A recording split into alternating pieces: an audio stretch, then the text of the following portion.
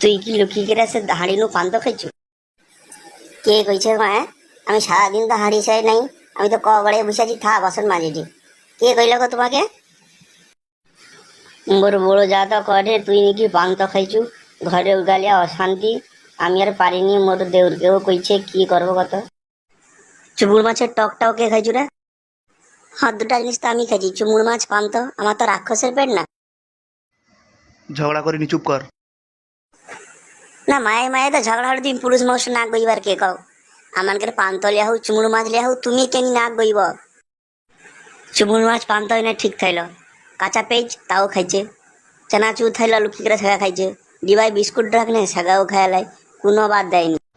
তো সকাল হইলো তখন খাবা খাবি আর ভাল লাগে নি, যা পারু কর তো। তোনে খা খা খা, সব খা তো খা। তোনকে কথা আমি না কইবনি, মায়া লোকে ঝগড়া, চল পাইছ অনেক শুভ পাইছ, এর কথা বাদ দে।